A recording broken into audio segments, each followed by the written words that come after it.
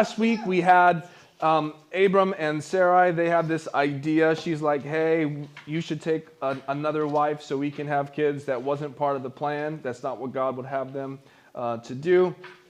But that is what they did, and she gets pregnant.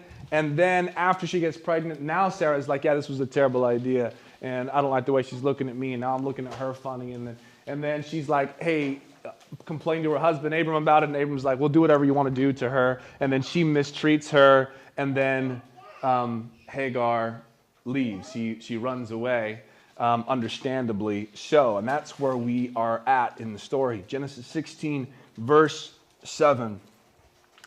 And it says, the angel of the Lord found her by a spring of water in the wilderness, the spring on the way to shore. Verse 8.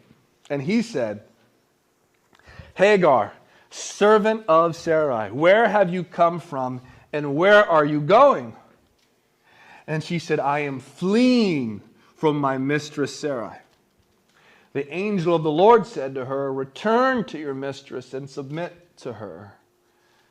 The angel of the Lord also said to her, I will surely multiply your offspring so that they cannot be numbered for multitude. And the angel of the Lord said to her, behold, you are pregnant and shall bear a son. You shall call his name Ishmael, because the Lord has listened to your affliction. He shall be a wild donkey of a man, his hand against everyone, and everyone's hand against him, and he shall dwell over against all his kinsmen. So she called the name of the Lord who spoke to her, you are a God of seeing. For she said, truly here I have seen him who looks after me. Therefore the well was called Bir Lahairoi. It lies between Kadesh and Bered. And Hagar bore Abram a son, and Abram called the name of his son, whom Hagar bore, Ishmael. Abram was 86 years old when Hagar bore Ishmael to Abraham. You have this story of Hagar who is abandoned, ultimately. She's being abandoned by the people who got her into the situation. You understand that, right? The people who are mistreating her, getting her to a point to have to run away, they're the people who got her into that situation.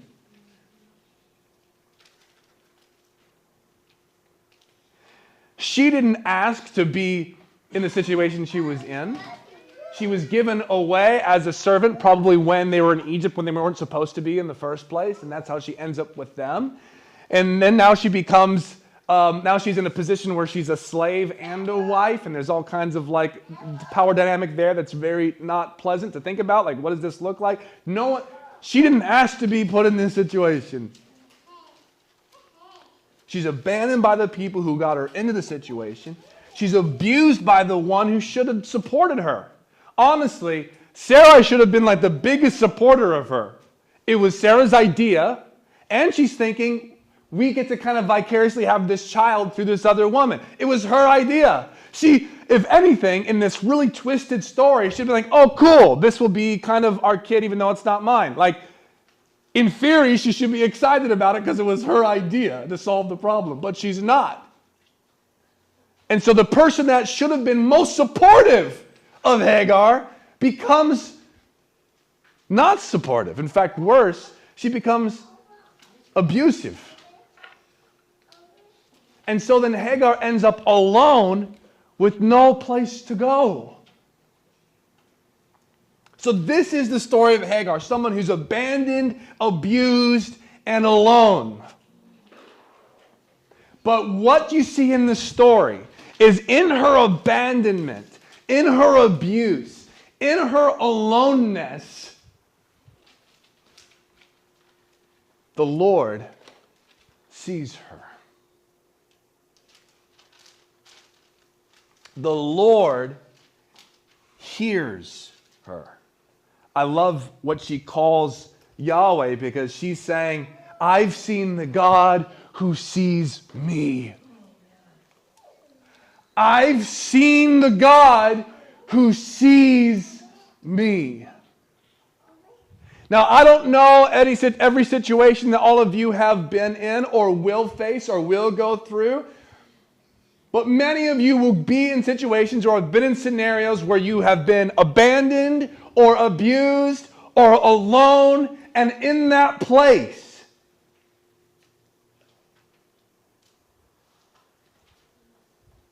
you've seen the God who sees you.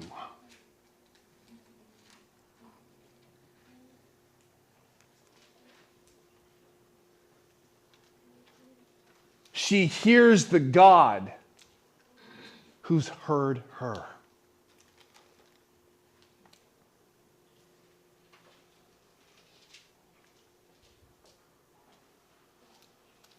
Whatever situation you're in now or might go through or have been, God sees. Even when the people who should have been there for you aren't there for you, God sees. God hears. God is close to the brokenhearted.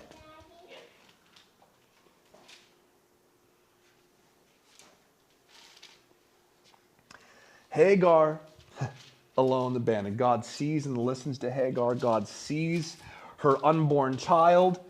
And they were forsaken by Sarah. They're forsaken by Abram, but they were not forsaken by God. And in this difficult situation, with no place to go, with no real options, God tells her to return home. Return home? To that woman who's been mistreating me? To that husband so-called who let his wife treat me like this? Go back to that?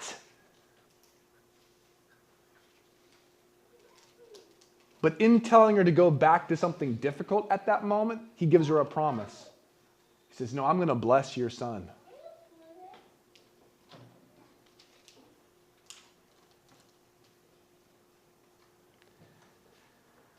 And in reality, to stay where she was at with no kind of real support or help, it probably would have led to her death, or maybe even at least to the death of her child in the womb. She was not in a good situation, and at that time, she got the help that she could get.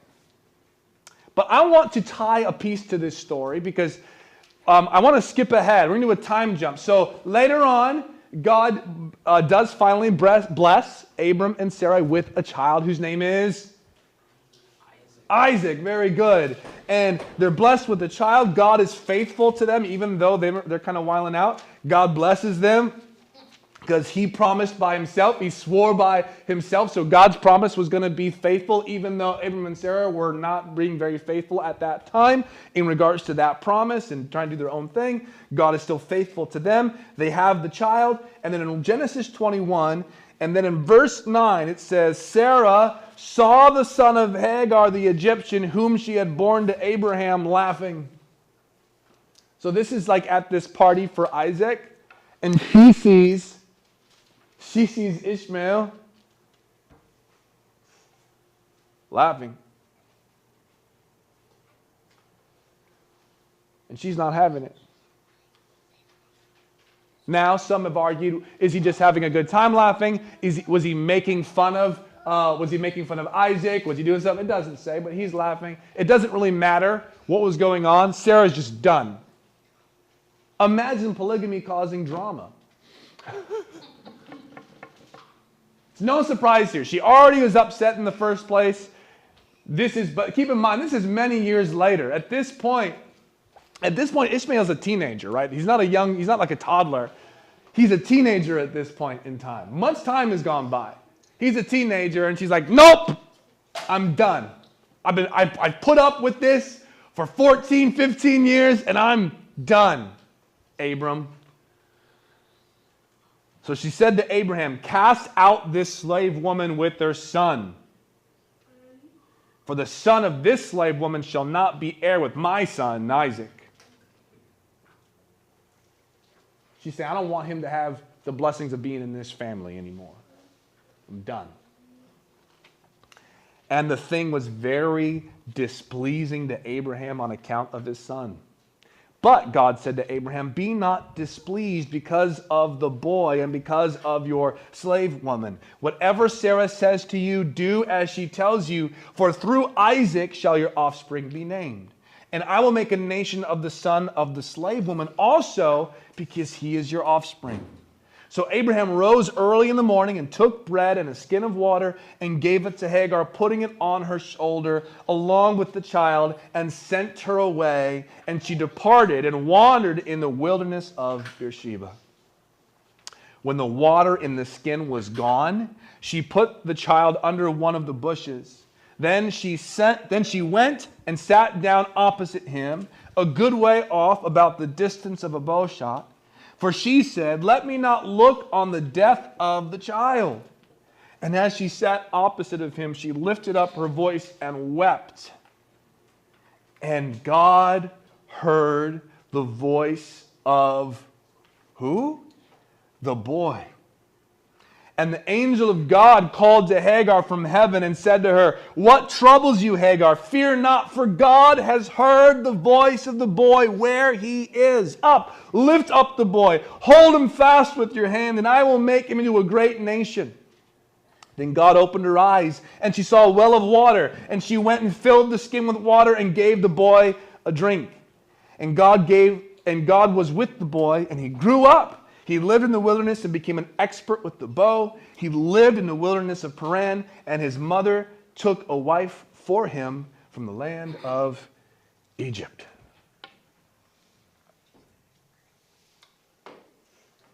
So Hagar and Ishmael, they're rejected. They're rejected by Sarah, which is not okay. And Abraham is tore up about it, which is right for him to be tore up about it. But at this point in the relationship, there's too much drama, and honestly, it could potentially lead to violence and some really dangerous abuse. And because this is also not the child of promise, it's time for them to leave the situation. God told them, it's time to leave the situation. It's not her fault. It's not fair. But it was time for them to leave.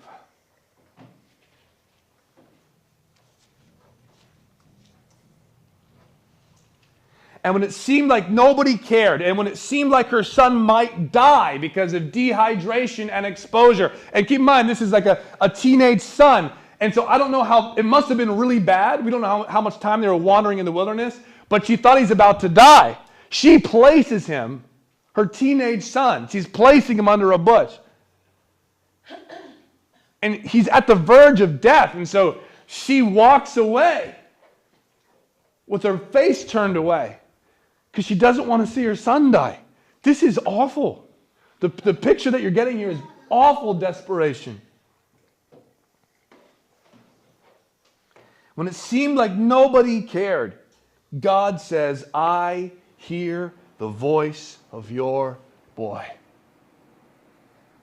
Hold him. He's not going to die. And then God miraculously provides for them. And God was with them. Her son grew up. He became an expert archer. He got married to a woman from his homeland in Egypt. He has 12 sons and a daughter. He lives to be 137 years old. His descendants settle on the eastern border of Egypt. And as God said, they never really got along with their relatives. And although Ishmael although them and their family did not get along with Abraham and the children of promise there, he still came to his father's burial right there alongside Isaac.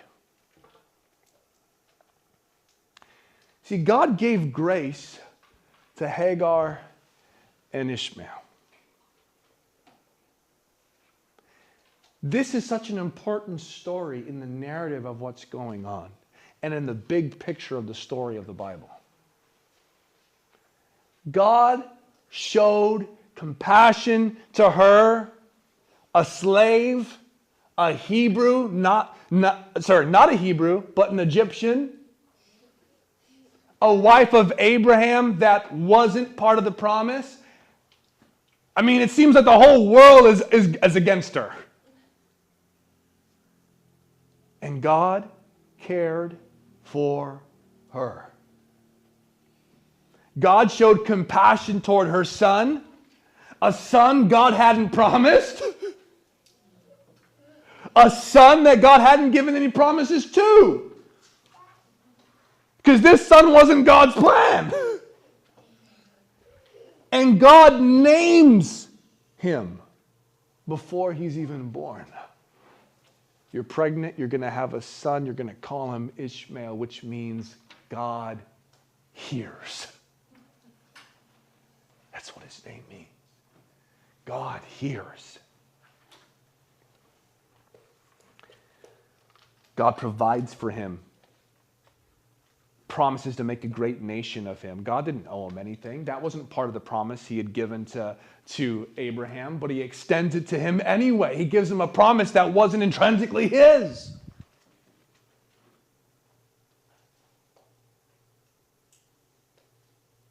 There's so many connections we could look at with that and the significance of all those things. But for now, for today, I want to talk about how this beautiful story shows us the heart of God. And I think it points us to some really important, intrinsic truths. For instance, God cares for the unborn regardless of how or why they were conceived. Because every child in the womb is knit together by God. God even knew that this child was going to be a pain. And his offspring were going to be a pain to the Hebrew children, the Israelites. Like he knew, but God cared for him. Regardless of how these things came about, regardless of who he was going to be in that situation, God cares for the unborn. God cares for the fatherless and abandoned. God cares for the child who's deprived of their necessary food and water. God cares for the single mother and her children, regardless of their social status, regardless of their nationality, regardless of their ethnicity. Had no bearing on the situation. God blessed Ishmael and cared for him from the time he was conceived until his death in old age. This story isn't this unique idea of like, oh yeah, God mainly takes care of this group, but he doesn't care about other. No. It's the story of what you see in the Bible repeated over and over and over again. The story reflects what's repeated in the Torah. It's repeated in the poetry books. It's repeated by the prophets. It's repeated by Jesus and the apostles in the epistles. Let me give you some examples. In the Torah, for instance, you have in Deuteronomy 15:11, open wide your hand to your brother, to the needy, and to the poor in your land. Deuteronomy 27:19, cursed be anyone who perverts the justice due to the sojourner, the fatherless, and the widow. And all the people shall say, amen. How about in some poetry? You have in Psalm 82, 3 and 4. Give justice to the weak and the fatherless. Maintain the right of the afflicted and the destitute. Rescue the weak and the needy. Deliver them from the hand of the wicked. How about in the Proverbs? Proverbs 3, 27, 28. Do not withhold good from those to whom it is due when it's in your power to do it. Do not say to your neighbor, go and come again tomorrow, I will give it, when you have it with you. Proverbs 14, 21. Whoever despises his neighbor is a sinner, but blessed is he who's generous to the poor. Proverbs 14:31, whoever oppresses a poor man insults his maker, but he who is generous to the needy honors him. Proverbs 17:5, whoever mocks the poor insults his maker. Proverbs 19:17, whoever is generous to the poor lends to the Lord, and he will repay him for his deed. Proverbs 21:13, whoever closes his ear. La, la, la, la, la, la, la. I can't hear it. I can't see it. I'm not listening. Whoever closes his ear to the cry of the poor. This proverb is crazy. You ready for this one? Whoever closes his ear to the cry of the poor will himself call out and not be answered. Proverbs 31:8 and 9, open your mouth for the mute. In other words, someone can't speak for themselves, speak for them, for the rights of all who are destitute. Open your mouth, judge righteously, defend the rights of the poor and needy. So you see this all through these poetry. So then in the prophets, you have in Isaiah. Once again, I'm tying this to the point that this story of God hearing someone who is abandoned and abused and alone and in a ridiculous situation that wasn't their fault, that was put upon them. That's not just some random abstract story that happened. This is the heart of God, and he also expresses this in his word over and over again. In the prophets, Isaiah 10:1 and 2 says, woe to those who decree iniquitous decrees, and the writers who keep writing oppression, to turn aside the needy from justice, to rob the poor of people of their right, that widows may be their spoil, and that they may make the fatherless their prey. Isaiah 58:10, if you pour yourself out for the hungry, if you pour yourself out for the hungry and satisfy the desire of the afflicted, then shall your light rise in the darkness and your gloom be as the noonday. Or one of my favorites, Jeremiah 22:3. Thus says the Lord, do justice and righteousness and deliver from the hand of the oppressor him who has been robbed, and do no wrong or violence to the resident alien, the fatherless, and the widow, nor shed innocent blood in this place. But it's not just the Old Testament. Then you go into the Gospels. And Jesus says in Matthew 25:31 through 40, when the Son of Man comes in his glory and all the angels with him, then he will sit on his glorious throne. Before him will be gathered all the nations, and he will separate people one from another as a shepherd separates the sheep from the goats, and he'll place the sheep on his right hand, but the goats on the left. Then the king will say to those on his right, come, you who are blessed by my Father, inherit the kingdom prepared for you from the foundation of the world. For I was hungry, and you gave me food. I was thirsty and you gave me drink. I was a stranger and you welcomed me. I was naked and you clothed me. I was sick and you visited me. I was in prison and you came to me. Then the righteous will answer him saying, Lord, when did we see you hungry and feed you, or thirsty and give you drink? When did we see you a stranger and welcome you, or naked and clothe you? And when did you see you sick or in prison and visit you? And the king will answer them, truly I say to you, as you did it to one of the least of these my brothers, you did it to me. Or how about in Luke 14:1 through 14? I'm not going to read all these verses. I'm going to edit it down. But one Sabbath, when he was dining with a ruler of the Pharisees, and he said to the man who had invited him, he says this, when you give a dinner or a banquet, do not invite your friends or your brothers or your relatives or rich neighbors, lest they also invite you in return and you be repaid. But when you give a feast, invite the poor, the crippled, the lame, the blind, and you'll be blessed, because they cannot repay you, for you will be repaid at the resurrection of the just. I would love to read this whole thing. For sake of time, we won't. This dinner that Jesus goes to is wild. And the things that he says are really intense. And this is what he's looking around and seeing that there's all these like really important people with money and resources sitting at all the nicest chairs. They went and assumed, oh, that's my seat. This one's for me, like all this. And of course, they invite Jesus there. This is a very arrogant group of people. And Jesus is basically calling out the guy who invited him, like, oh, you invited me here and everyone else because you think you can get something out of us. I scratch your back, you scratch mine. I see what's going on here. Because anybody could do that. But seeing as though you have all these resources, why don't you invite the people that can't pay you back? Because we don't need any of this. All these guys here, they don't need this stuff. But then you have the book of Acts.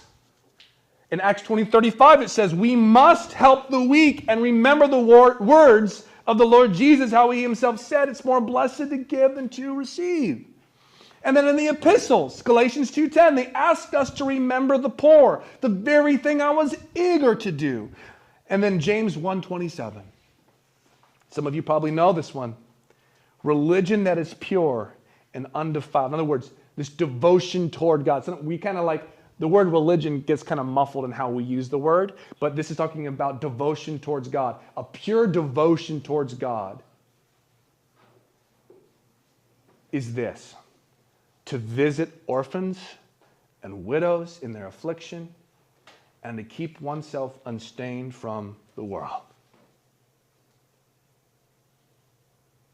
In other words, the most beautiful and most obvious and pure example of someone who's devoted to the Lord is someone who sacrificially helps people who can't repay you. And in living a life that does that, also someone who does not live in sin. It's pure devotion to God. I don't want to live in sin. But I'm not going to do that. And in order to do that, I'm going to not be in difficult situations. No, it's pure religion is both these things. I'm not going to live in sin. And I'm going to spend time helping those who can't pay me back. Pure devotion to God. See, this is the heart of God. And as the church, we are to be the hands and feet of Jesus. It says in 1 John 3:17-18, if anyone has the world's goods and sees his brother in need, yet closes his heart against him, how does God's love abide in him? Little children, let us not love in word or talk, but in deed and in truth. Hebrews 13:16 says, do not neglect to do good and to share what you have, for such sacrifices are pleasing to God. Galatians 6:10, as we have opportunity, let us do good to everyone. Okay, so let me see what time it is. We're great. We're awesome. Okay.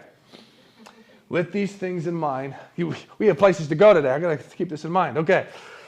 With these things in mind, I want to address something that I think is poisoning Christians, poisoning our churches. And you're going to see how this ties in a moment. So this isn't random. This does tie into what we're talking about, okay? We're poisoned. I should show you guys my notes later. I rewrote my notes, and you should see my handwriting. Whew. We're poisoned when we start looking at everything. I mean everything. When we start looking at everything and everyone through a political lens instead of a Jesus lens. It's poison. It's poison. I'll just give one personal example and then to help with this. Sometimes it seems that I can't speak about one issue or another, or criticize one political group or another without immediately getting labeled or grouped in with a bunch of other issues as if I agree with something that I don't. It's really exhausting. But it's a false dichotomy. Do you guys know what a false dichotomy is? For the kids, here we go. False dichotomy is when you have presented these two choices, and a false dichotomy is saying you have to pick one, when in reality you don't have to pick one. That's maybe oversimplistic, but there's a way of presenting that. As Christians, we should all refuse to play the game anymore. This is poison. Don't play the game anymore. This applies to everybody. Don't play the politics game anymore. It reminds me of what happens to, Travis, we talked about this like 3 weeks ago when Joshua bumps into the angel of the Lord. It reminds me of what happens to Joshua in the Bible. He comes across the angel of the Lord, and Joshua goes up to him and says, "Are you for us or for our adversaries?" Now, there's a reality of Joshua and his guys being the heroes in the story. There is that. I'm not trying to dismiss that. And the adversaries are real adversaries. But the angel of the Lord gives Joshua, he checks him at the door, okay? Are you for us or for our adversaries? And guess what the angel of the Lord says? He says, no. Are you for us or for our adversaries? And the angel goes, no. I'm the commander of the army of the Lord. I'm not a commander of your adversaries. I'm not a commander of Joshua. I'm a commander of the Lord. And what did Joshua do? He falls on his face. And he says, what does my Lord say to his servant? See, something switched. Instead of being like, is the Lord with me? The Lord goes, no. Are you with me? The angel of the Lord is saying, I'm on the Lord's side. Joshua's saying, forget whatever I said. What do you say? What do you want me to do? See, people may label me or you fairly or unfairly. You might get asked, are you this or are you that? And I want to be able to answer truthfully, and I want to be able to say, I'm on Team Jesus. Now, this was crazy. This part of my message was already written and ready to go, and then, like 2 days ago, I saw KB, who's a Christian artist. He posted on his Instagram this video talking about this Joshua pad. Did you see it? This Joshua pad, I'm like, I promise I didn't steal it from him. I saw it after the fact and referencing this exact story. But I want to quote what he said because I thought it was so good. I shortened down what he said because it was a whole thing. He said, God doesn't choose sides. He is the side. The agenda of the kingdom of heaven is above every agenda of the kingdoms of the world. The kingdom doesn't take sides. It takes over.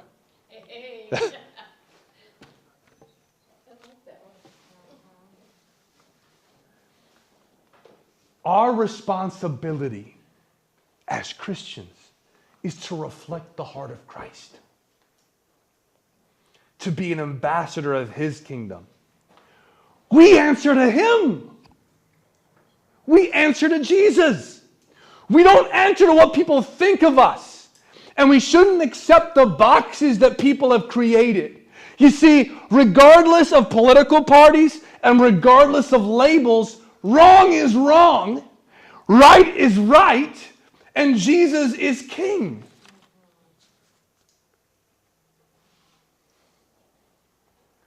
So let me see if I can tie this together for us this morning. I want you to hear me on this. This is the end of the sermon. Tie everything together here.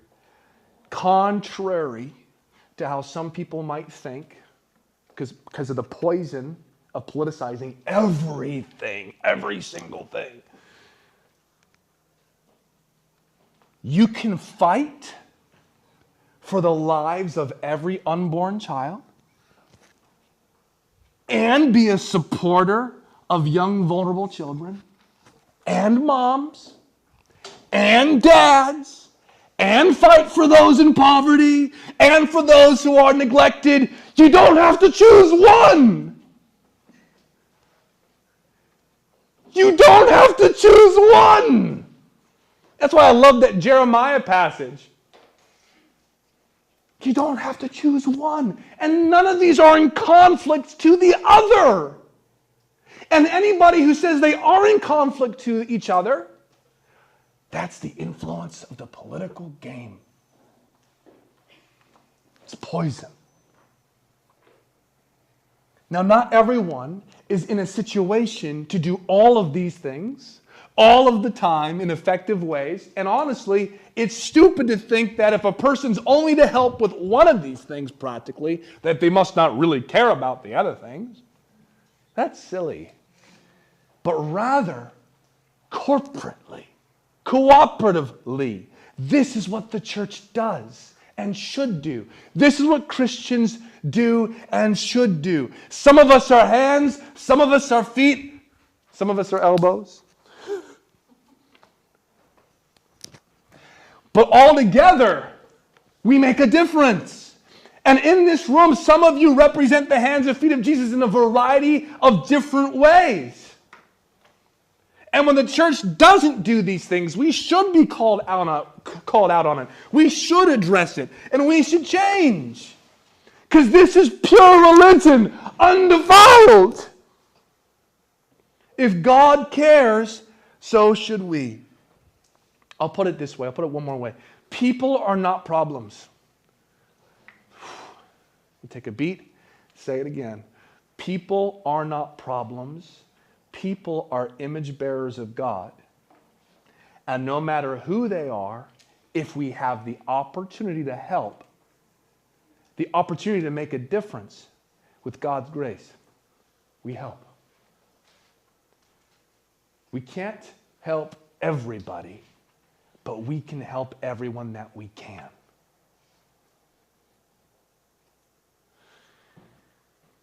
We do the good that we can as God has given us opportunity. We love God and we love our neighbor. We cling to the truth. We love deeply. We serve sacrificially. We share what we have. Why? For such sacrifices are pleasing to God.